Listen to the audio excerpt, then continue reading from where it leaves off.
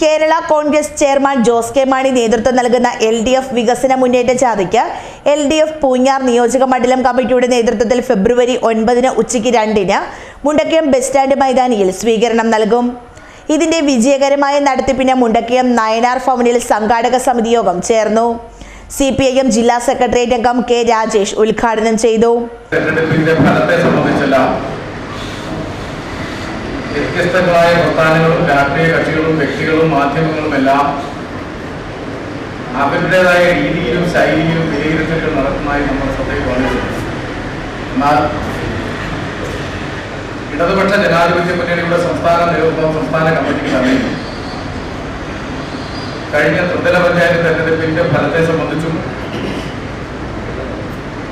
അതിന്റെ വ്യത്യസ്തങ്ങളായ പ്രത്യേകതകളെ സംബന്ധിച്ചെല്ലാം കൃത്യമായ വിലയിരുത്തലുകളുണ്ട്. 2024 പാർലമെന്റ് തെരഞ്ഞെടുപ്പിൽ നിന്നും 2025 ത്രിതല പഞ്ചായത്ത് തെരഞ്ഞെടുപ്പിലേക്ക് എത്തിയപ്പോൾ